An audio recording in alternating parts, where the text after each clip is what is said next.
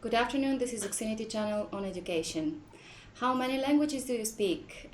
How did you learn them? Did you acquire them in the same way? I'm sure that all of us have unique learning experiences when it comes to second language acquisition.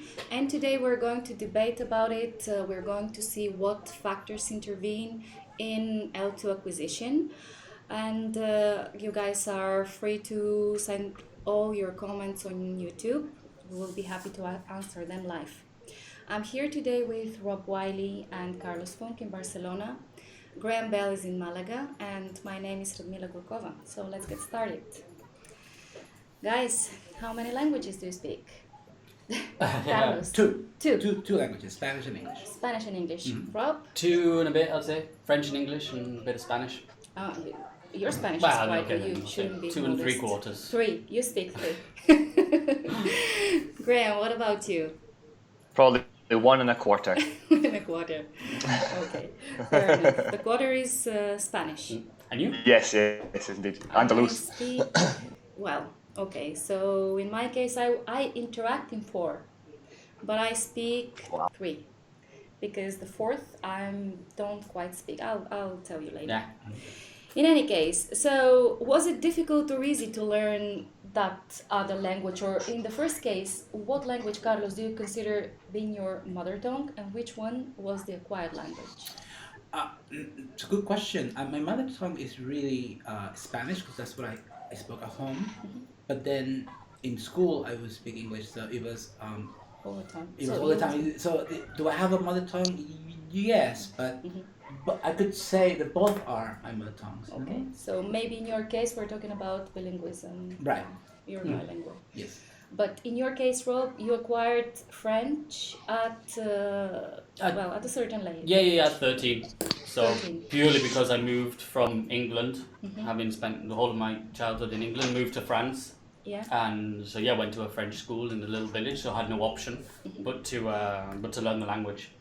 And then obviously now being here in Barcelona, the Spanish is the next one. But yeah, I was definitely had to be learned rather than maybe you kind of acquired the two at the same time. French definitely had to be learned. Right. And in your case, Graham, have you ever studied Spanish, or you are learning it by using it or practicing, or how is it? I've done a couple of classes, but I would say I'm definitely idioma de la calle. I've got more street Spanish, specifically Andalus. So my use of formal forms of the language are pretty terrible. But yeah, I'm acquiring it. Survival Spanish, I think, is probably more what I'm learning. How confident are you speaking Spanish? Would you say that you feel confident? Yeah. I've had conversations with business entirely, and they are in my level of Spanish, but they've understood me anyway. I've got enough of a level to get by. Excellent. So, what did you find the trickiest or the most tricky? I don't know what is right and which one is right. But what was tricky about language learning, Rob, in your case? I guess the first thing which was tricky that I know some of the comments mentioned as well. So when learning, so I actually learnt French in England before moving to France. Right. But the classes are a bit of a joke, to be honest. I think we'll talk about it a bit more later. So I think the whole idea of having to learn first grammar, even simple things like the idea of having to conjugate verbs or all this type of thing, and then having to learn the language as well. So having to learn them two at the same time, I found quite difficult, which I didn't have with Spanish so much because I knew the grammar from the French, if that makes any sense, Yeah, of course. So that was the most one of the most difficult things, I think. I guess it was just a case of having to practice. I mean, my experience of learning French and now learning Spanish was very different in the fact that I was forced to learn French in a way. I had to go to school in French. It was in a tiny little village in the mountains. No one spoke English, so I was completely immersed in the French environment. Whereas here in Barcelona, in a city like this, lots of people speak English, so it would be very easy to live here without having to learn the Spanish. So I think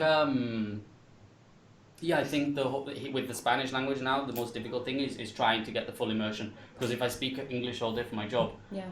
and then I go home and I speak a lot of the time in English as well, then you have to really make the effort to go out and practice as much as possible. When you're speaking Spanish, do you have the feeling that you're speaking a foreign language? Do you have to like, or it comes natural? I think it comes natural now. I think maybe at the start when I first moved here, I was thinking in French and making the translation from the French, because it's a lot more, Spanish is a lot more similar to French than it was to English, so it helped a lot more. And even now, actually, people say that I speak Spanish with a bit of a French accent. I was in a shop the other day and the woman was like, "Oh, this product's from France, like you." And I was like, "Actually, I'm English, but never mind." And so from the accent, so that yeah. Uh-huh.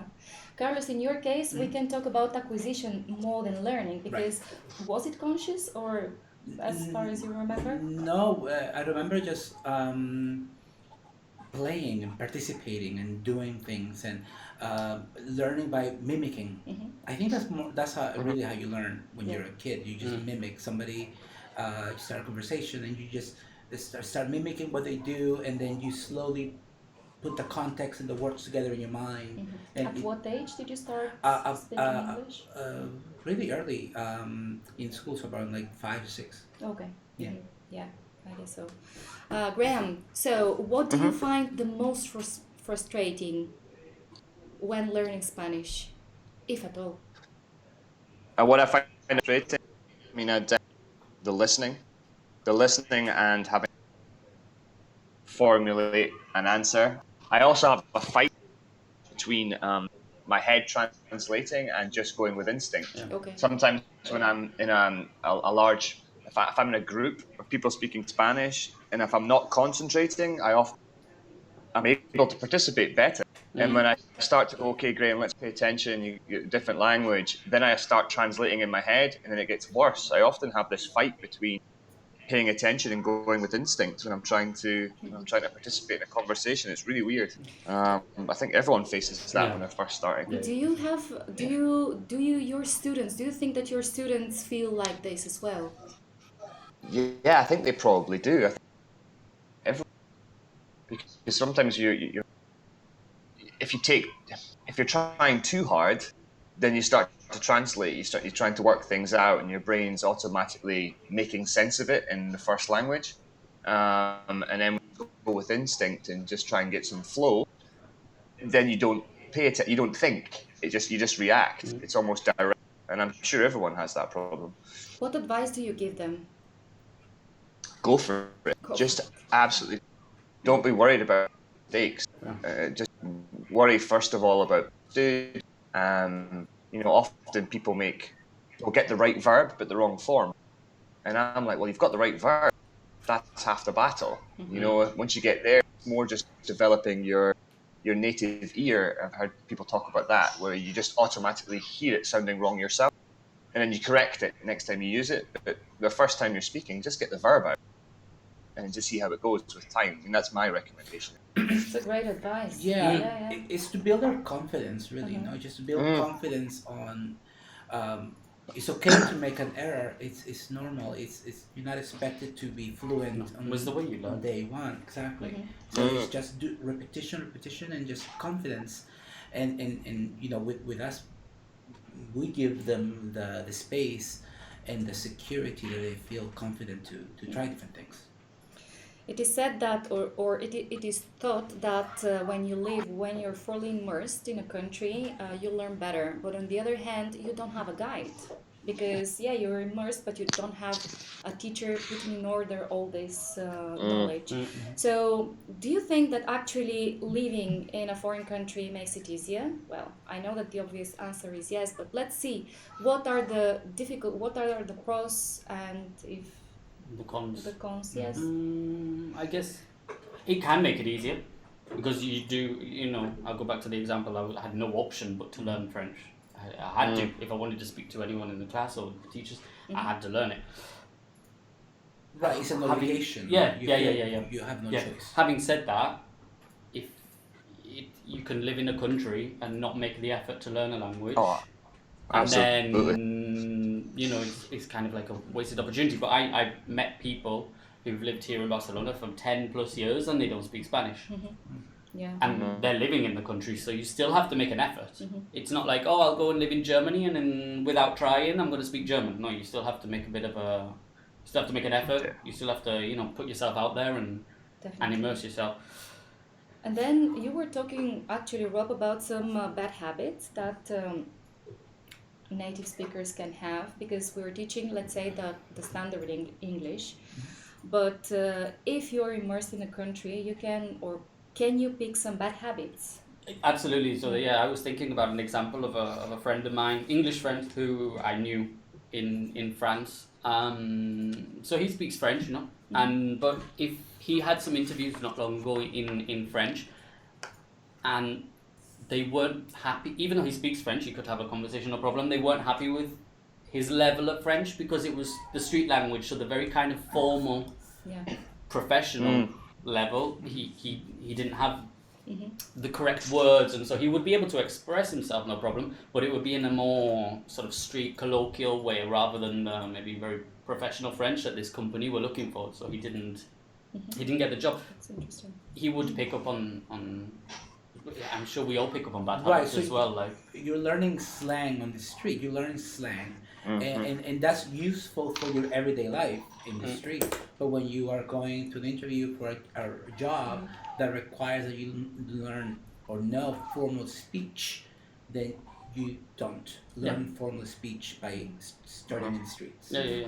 Well, and I was saying to you not long ago, Ramila, this morning that I was back in England at Christmas, back in Newcastle, and I realised, okay, my English is really terrible when I'm speaking with my family or my friends. I was coming out with all sorts of things that I spend my life here correcting on a daily basis.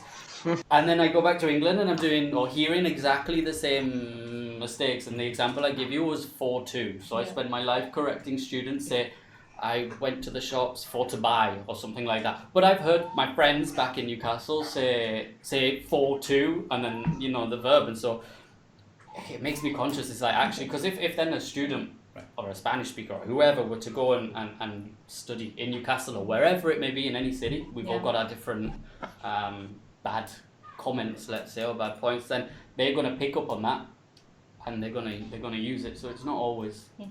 Right. I mean, it reminds me, I have some students that they're learning standard English with us, and they say, oh, I'm going to Liverpool or I'm going to Manchester. And I said, okay, be prepared, because what you're learning and what your experience is going to be very different.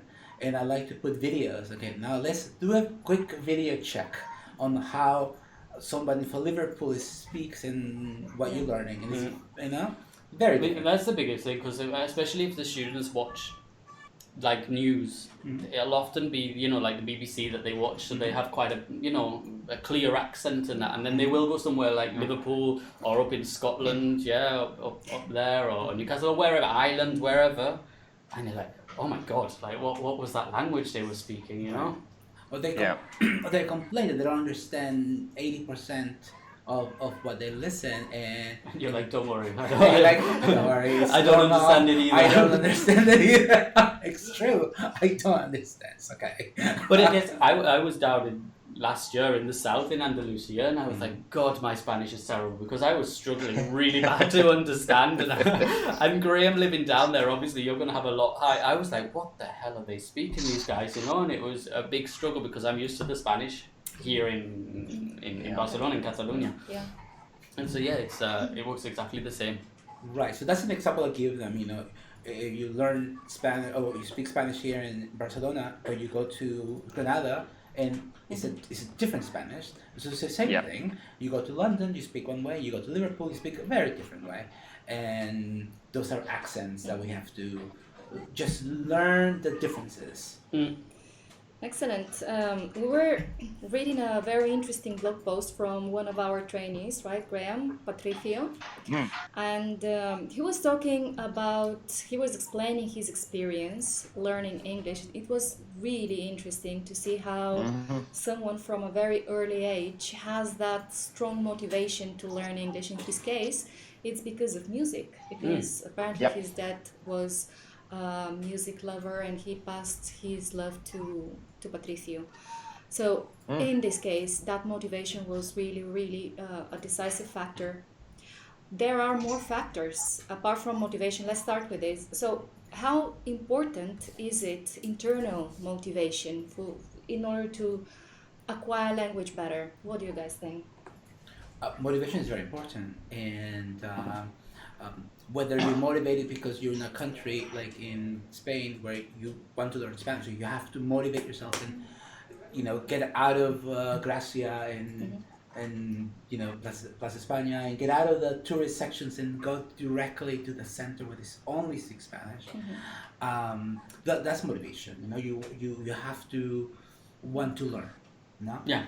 Yep. Yeah, if you don't want to learn, like I said, I know people who've been here and 10 plus years, and obviously they have no interest in learning because they've made no effort. How about your students? Are you aware of what motivates them? What internal motivations they have? I mean, a lot of the time it's travel. Travel. I think a lot of the time. Sometimes for Work-wise? work, Yeah. they understand actually if I want this promotion or I'm looking for a new job, or then English can be quite important in that sense. And dating too. Dating. Okay. Yep. Dating too, right? I have two students who want to only date Germans or English. Literally, that's what they say. Really? I don't want to date any Spanish guys. I want to date Englishmen, or I want to date Germans.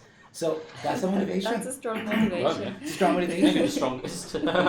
but it actually works. Love. I have two. Yeah. The motivation is to find a partner that's not Spanish. It's interesting. I thought it was for work purposes, but maybe I don't know. No, a lot of the There time are as well. Or different students. cases. A lot of students students that I've had who are students. Yeah.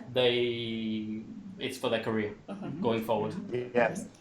How about age? So it's another, according to scholars, it's another relevant factor. How important is age? What do you think? It is thought that kids learn faster, all these things, but well, a motivated adult, I don't know, can learn a lot as well. I don't think there's a difference in terms of fear. I've always thought that older people are scared to make mistakes. That's the only reason why they do. Yeah. There's loads of theory on that. It's that thing we talk about when you speak a bit a lot better when you're a little bit drunk, because your inhibitions go out the window. Well, children don't have inhibition; they'll dance in the street. They don't care. I think when we get older, we're like, no, I have to be good at something, and I have to be good at it on day one. Yeah. And they're not scared to make mistakes when they're kids. So I guess that's a bit of it. But so as I said, confident. You can get past the age problem by being confident, being motivated, just determined.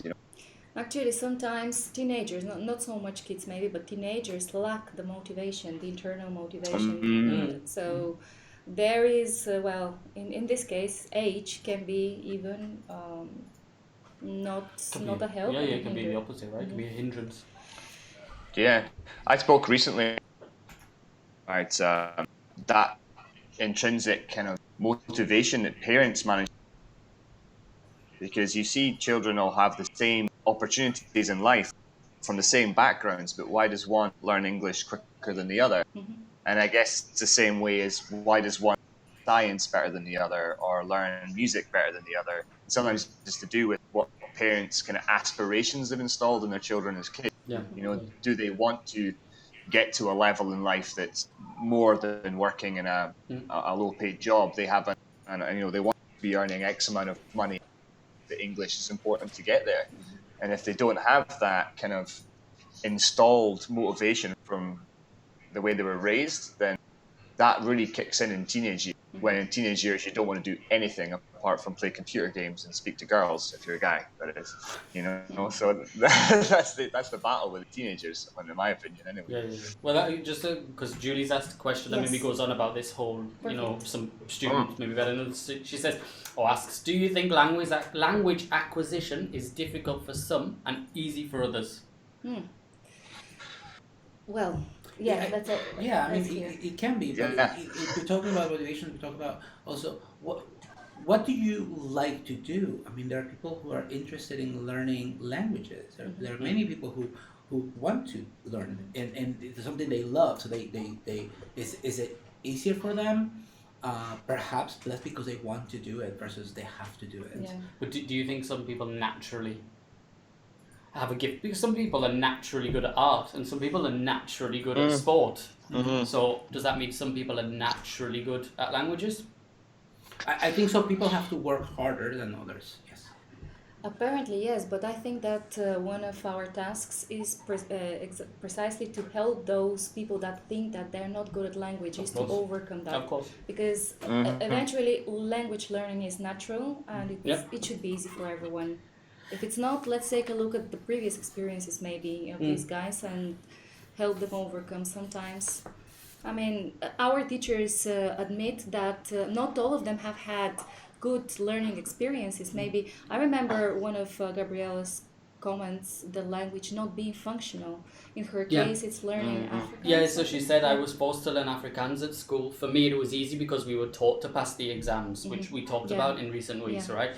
Not really, so wasn't taught really to engage with the language on a functional level. So, and that's kind of a comment that's been repeated by lots of people about the fact that the classes, if we're thinking in school, were just quite boring. You know, it was just for passing exams. Yeah. Not many people enjoyed the learning process in school, but then if it comes to sort of music, as we mentioned, or TV, you know, this type of thing, then people are a lot more motivated, obviously, to learn the language. I think if you look at Portugal, to the reason because they have some like immersion in the language of Portugal, why they're so good with English. But also, I guess it's part of the fact that if TV is always, you have a motive part of your culture. You know, it's more than just immersion. It's like, oh, I need to speak this language to be able to watch this TV program because they've not made it easy for me by making it in Portuguese. There's loads of little bits that can affect you, right? Yeah. Exactly. So there is another there is another factor that is pointed. Usually, it's if you speak a second language, it's easier to learn another one. Is this the case? What do you think? I don't know. Personally, I don't think so. The only thing I can think of is, as I said before, knowing French helped me with Spanish. And because but if I were to learn Japanese, probably not. Then it wouldn't help me at all. So I don't know if it's down to, I might be wrong, I'm just guessing, but if the root is similar. Yeah, proximity helps. No, if French, Spanish, same roots, and I don't speak Catalan, but more or less it's the mixture of French and Spanish, and you know, so I can understand quite a lot of it. Because it helps. I wouldn't be able to do that if I didn't have. But I think we talk about motivation. It comes to motivation again because I tried to learn Italian and French, and I mean I tried. And what failed? I'm not totally unsuccessful, and not because I don't want this. I wasn't motivated. I have all the tools because I have Spanish, I have English. I literally should be able to pick up Italian. Okay. How were you learning? Yeah, exactly. If you were just doing Duolingo, you're not going to learn. Exactly. I was, and the best way for me would have been to immerse in speak, and I just wasn't doing that. What were you doing? So just learning app? Yeah, just a learning app, basically a learning app podcast. Yeah. But I wasn't motivated. There wasn't one thing that I said. Did you go to any intercambios? No. No, but it's like I said, I was not motivated. If I was motivated, I would have gone the extra step. I would have done the extra. Graham, I think you wanted to say something. No, I was going to. Problem is me. I've got kind of brain. I've got my language, and then I've got the foreigner language. And I've found my speaking to Greek people or anyone else speak English, and my tongue's wanting to start speaking Spanish. Does anyone else have that? It's like I've got two languages, one that's mine and one that's everyone else's. I don't know if that's a British thing or whatever, but it seems to happen. Makes sense, I find myself why am I talking to this, German person Spanish? What's going on here? I guess it's just a thing. But No. that's the process of learning though, because you are mixing your brain is mixing languages, and that's actually good. That's your process of learning. That we get to a point where you know the exact word that want to express what you're trying to say. It's better in Spanish or German or Italian, much better than English. So your brain automatically goes there and uses the word because that's the expression you want to do. So Yeah, I don't that's not bad. That's really good. I have found it quite learned Spanish to a certain point, and I went and I found my friends were like Graham and Italian, and it was because literally my brain was almost making the connection between the two languages. Mm. It's like I didn't know Spanish well enough, but that not knowing Spanish well enough was about the same as I didn't know Italian well. But because of the Latin roots and lots of the words, I was understanding massive amounts of conversation, Yeah. surprising myself, you know. Excellent. I think we have some more comments and questions from Yeah. teachers. We have one about often students. So here in Spain, often students will ask how they immerse themselves in English while living in Spain. So what kind of tips should be given? I guess we've mentioned before, right? Intercambios Yeah. work well. Watching movies. Watching movies. Yeah, Watching that's series. one of the best immersions that you can have, and it exposes you to different accents and to different levels of English. So Music. music. I always wanted. What do I do? What else can I do? So, I'm not advancing fast enough. Is one of the things they feel. I'm learning. I said, well, you're learning at your own pace, but you can make this much faster if you spend 2 hours a week watching a movie or a series or listen to music. Actually, many students are not even aware how much they know because they're not probably able to express themselves fluently, but they're able to quote the lyrics of a song. That's knowledge. Also, we have to. The number of times I've been in class and they ask, they start talking about words and you say, this, and then suddenly 2 or 3 people in the class will just burst out into song and they'll sing. A line or a line from a song because it's in the chorus and they're like and then they make that connection and happens so often. So often Music great inspiration for language learning. Other external factors are curriculum. So according to scholars, again, I guess we would agree curriculum, the class content is very important. It's also a decisive factor for motivation. Instructions, they have to be clear, they say, not difficult. We know that. Culture and status. How does that affect our culture, different culture? Does that help learning or on the contrary? What do you think? Well, depends. If you're interested in the culture, for example, if for Spanish, you're interested in you're in Malaga, Graham, so you're interested in Andalusian for some reason, the cuisine, the music, whatever it is you're interested in. Now you're learning Spanish, rather badly because that's not a good Spanish, but that's not controversial. Yeah, that's dangerous. To all my friends from Andalusia, hello.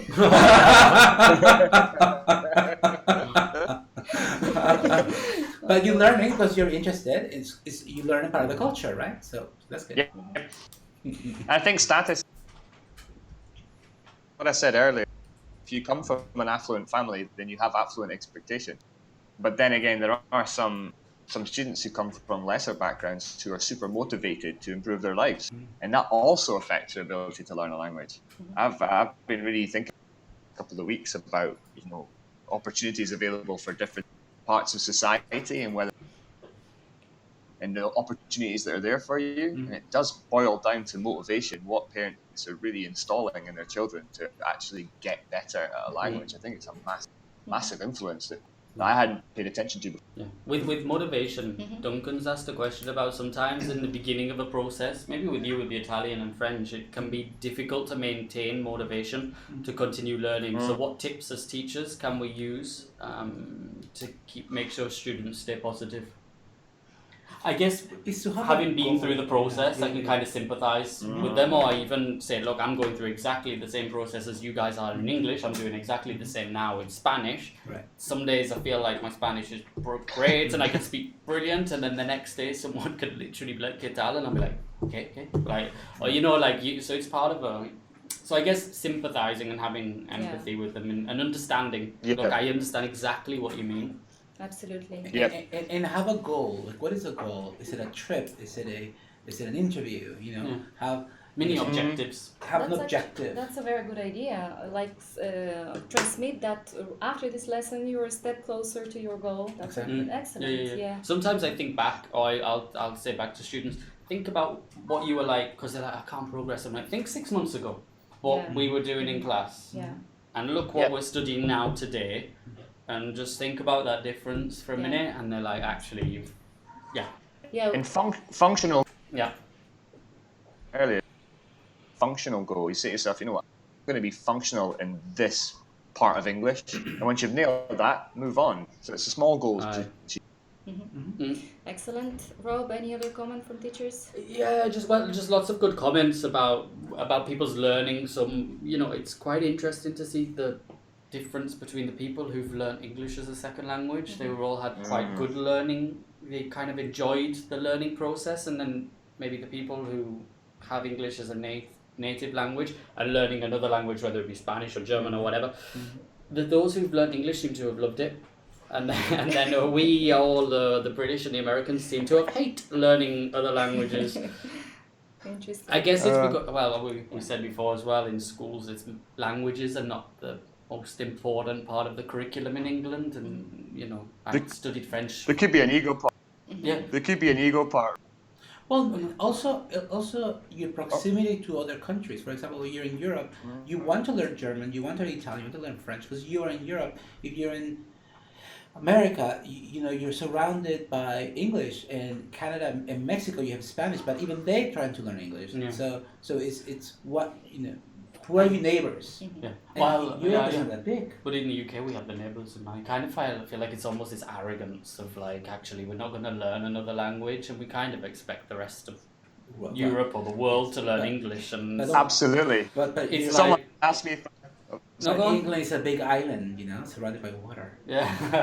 So you don't have neighbors. But I studied French for 2 years, and I arrived there, and I was like, bonjour, je m'appelle, and that was the level of my French, and it's because the class, I think I did an hour a week, and it was the biggest joke on the planet, and so it comes down, it goes back to motivation.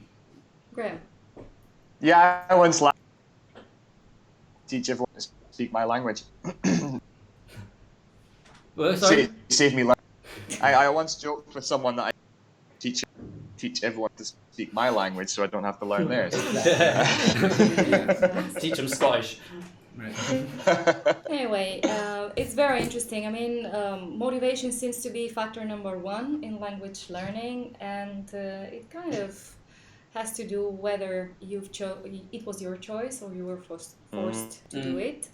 In any case, an exciting topic to continue brainstorming and thinking. We have a lot of comments. We're going to post them in our blog next week, and we're going to continue next Friday at 12 sharp with another exciting topic. I'm not going to say now, but a very good one. So follow us.